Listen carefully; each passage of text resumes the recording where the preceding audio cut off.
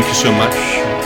Thank you for the honor of allowing me the opportunity to talk about our vision and what we see are some of the challenges and solutions to ICT adoption in India. The challenges are very common. If you talk to a school, you get the same set of reasons over and over again. And we think the solutions are at hand. We don't think that the solutions are very far out, and we don't think the solutions are very complicated anymore. The biggest challenge often is the cost of equipment, is the cost of acquisition. Is the return on investment? How long does it take to pay for this equipment? What is the cost of ownership on an ongoing basis to manage such equipment? And after costs, the next big challenge is implementation. What kind of software do I need? How do I actually get my teachers trained? How do I integrate it to the curriculum, and so on? And these challenges are impactful or exist not only in India, these challenges exist in every other part of the world. In every other part of the world, they have the same reasons they've got to look at, same decisions when they're looking at employing computers. India, though, has some other unique challenges. And when you look at the unique challenges that India has, I'd like to share with you two charts. One, which in essence my honored colleague earlier talked about, is the dropout rates. While the government tells us that there's 220 million students in school in India, if you look at the dropout rates and you extrapolate that, there are as many as 360 million kids that should be in school. So as many as 140 million kids are potentially not in school and that don't get accounted for. And that's a big deal. But the problem isn't just that. The problem is the quality of education that those 220 million receive, and both in private and in public environments. If you ever heard of a fellow by the name of Professor Sugata Mitra, I share with you a chart from a study that he conducted. And if you've not heard of him, I'd recommend go to YouTube and search hole in the wall experiments, and you'll get a sense of what kind of research he's been doing. He took a standardized math test and he started giving it to students around New Delhi. And then he went out 50 kilometers outside of New Delhi and gave the same test. And what he saw was that the marks started to drop. And he went out 100, 150, 200, 250 kilometers outside of New Delhi, and the marks continued to drop the further he went outside of a large metropolitan city. What he was able to show was that good quality teachers migrate to the big cities. Very few of the best teachers end up in the rural environment. 1 billion people, 75% of India's population is rural. As my honored colleague earlier mentioned, 92% of the schools, 92% of the students in this country are in public schools. And the perception of quality of education in public schools is deplorable. And the reason is not that they don't want to deliver a good quality education, is that the best of the teachers migrate away from that environment. So the hope is that computing and internet access can impact that. But there's a lot of misconceptions about what we need to do and how we need to implement computers. When I took my first company public, I was about 25 years old. This was back in 1994.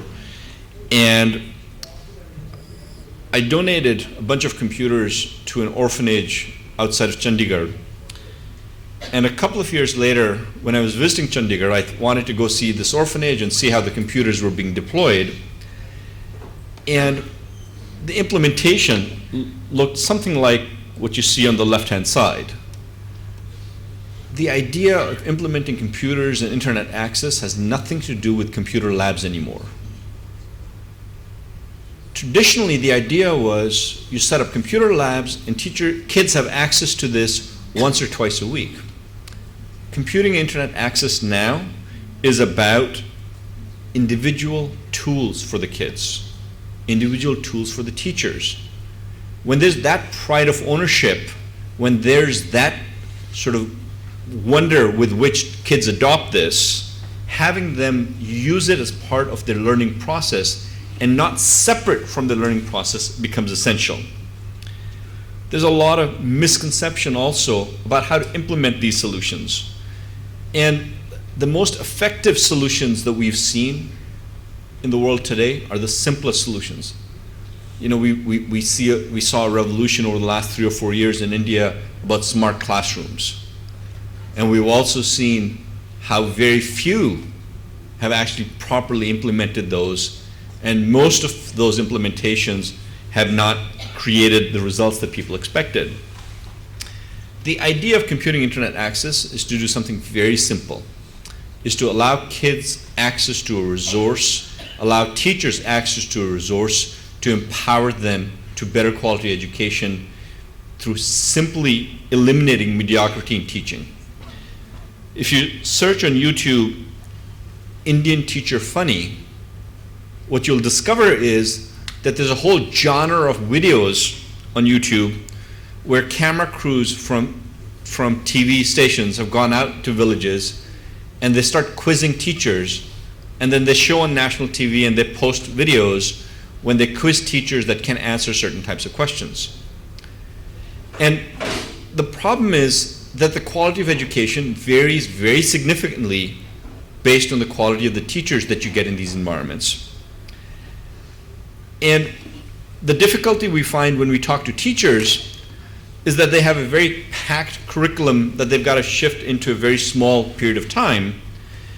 And the reality is that not all kids comprehend at the same rate.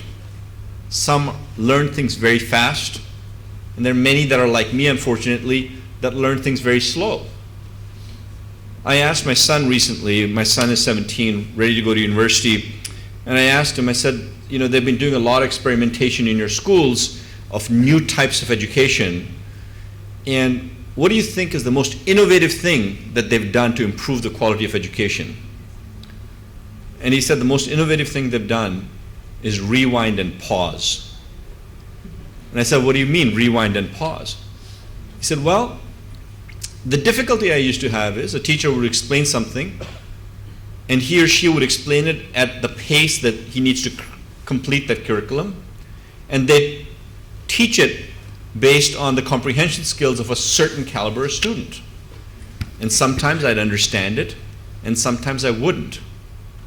And what they've started doing is they've taken the best of the teachers, not one, multiples of them, and they've recorded their video lectures and they've posted them online. And not only have they posted those video lectures online, they've given us links to lectures on YouTube from other environments where we can go in and search. So if I want to learn about how to balance chemical equations and I couldn't properly understand it in class, I've got access to a half a dozen or more resources where I can go, listen to it, watch it, pause it, rewind it to comprehend that better than what I could do otherwise. And the result of that teaching methodology is the teacher is no longer an orator, the teacher is no longer a lecturer, the teacher is a coach. Think of how we teach kids how to ride a bicycle. We spend only 30 seconds explaining to them the concept. Then we spend days and days in coaching them. We let them fail and we assist them again, and we let them fail and we assist them again. And that process of coaching and experimentation shouldn't be your homework after class. That should be in class. What happens after class is you get your homework and you then ask an older sibling, or you ask your parents, or you get a tutor who then helps you solve the problems that have been given in your homework. So what they've started doing in schools, in where my kid goes to school in Canada, is that they've said you have two options. These are the options given to the kids. You can either do homework after class, or you can watch the video and then come to class so that you don't have to do any homework after class. Guess what the kids do? They love to watch the videos ahead of time. They come to class. The first 10 minutes of a class is on a tablet computer where they solve some questions. Why they do it on tablet versus paper is that the teacher wants instant results and wants to be able to group students based on areas of difficulty. Then the teacher puts 5 or 6 students on each different table, and then spends time at each table trying to resolve the kind of issues that are problematic with those students. This doesn't require any special external content. Schools can implement this with their existing teachers. Take your existing teachers, the best of the teachers. You can record those videos with a phone if you want. It's that simple. And you can share them online using Google Docs if you want. It's that simple. It's not a complicated thing, and there isn't a cost associated with this. Through the efforts of my learned colleague and others over the last many years, India has adopted a very broad, ambitious kind of program that every child in this country should grow up with computing internet access. It should not be just the privileged few. It should not be a small-scale experiment. Surprisingly, the biggest resistance through these kinds of solutions is with the teacher. And the idea isn't to replace the teacher. Anybody that believes that this will replace the teacher is mistaken. In fact, Arthur C. Clarke famously said once, a teacher that can be replaced by a machine actually should be. The idea is to empower the teacher to be able to challenge their students, to be able to deliver better quality education. The idea is to create a blended learning environment where those resources can be used. You know, think of why we teach kids, things that they can Google anymore. Does it really matter how much oxygen is in the air? It's irrelevant. What matters is what happens if that oxygen goes up 5%, or if the oxygen level in the air goes down 5%. What is the impact on life? And the ability to analyze that and come up with the results is what matters.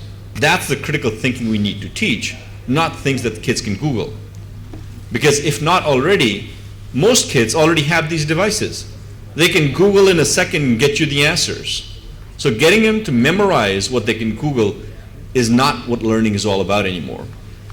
It's about that analytical thinking, and the privileged few today have access to computers and internet.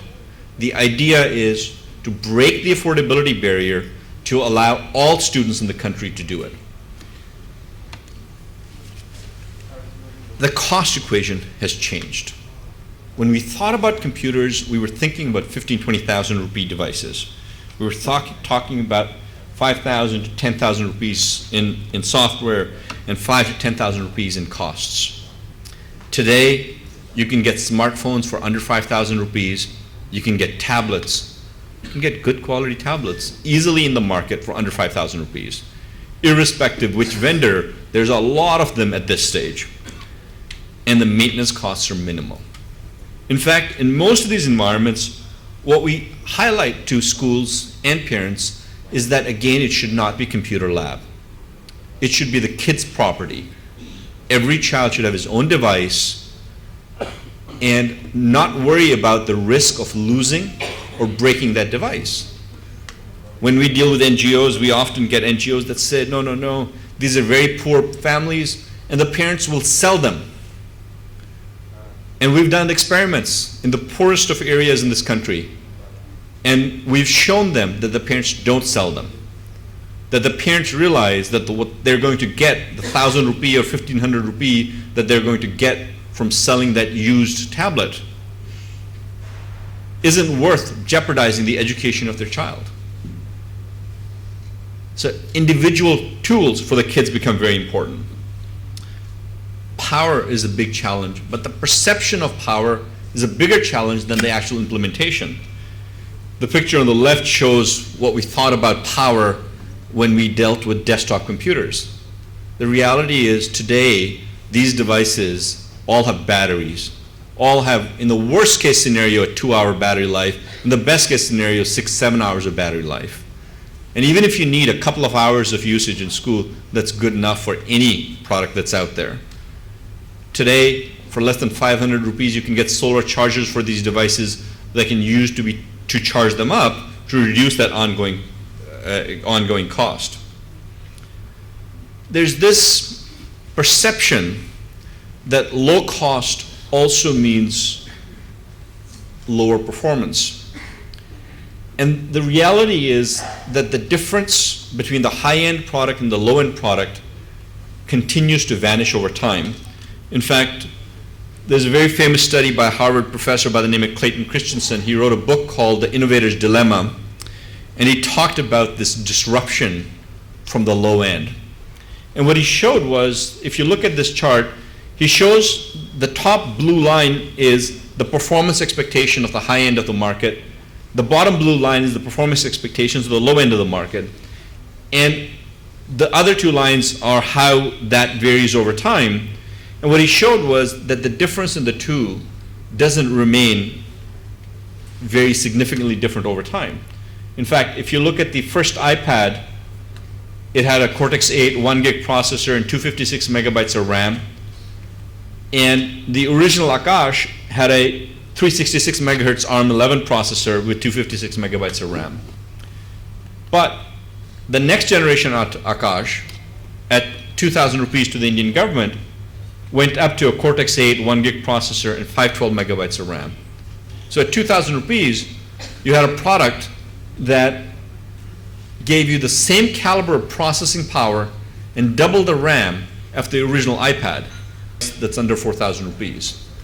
From a performance perspective, there isn't much difference left despite a 10x differential in price. So there's solutions out there as low as 2,000 rupees to 4,000 rupees that can meet your requirements. And if not, certainly phones with smaller screens, but the same level of processing power and capacity can do the same results. The other aspect, of course, is internet connectivity. And I won't spend a lot of time on this relatively complicated slide, but we've created a technology, and we hope to launch either this month or next month with a national operator in India, free internet access for students in that environment. So when you buy a 3,000 rupee tablet computer or 4,000 rupee tablet computers, it comes with a SIM and 12 months worth of internet access at no additional cost. So connectivity and the collaboration that is available through connectivity gets resolved. The other area that becomes very important for us is the content. We run regularly international competitions to create content that's appropriate for that next tier of market. We focus a lot on open source so that development of content isn't something that you rely on Silicon Valley for, is you can do in every environment itself. We do a lot of hackathons around the world to create competitions between students who create this. And the result of simply breaking this price barrier, making computing internet access affordable, is contagious. In fact, the Indian government has decided, and irrespective if it's this government or the next one, the decision to implement ICT in the learning environment is here to stay, and broad-scale deployment of computers and internet access devices is going to happen in a very short period of time, so much so that it's not only been recognized by the United Nations, but we're now seeing deployments all over the world, not only in countries neighboring India, but throughout Latin America and Africa. And in fact, now we're seeing broad-scale deployments of these devices also in the US, Canada, and the UK. India's got to keep up to compete. Thank you so much.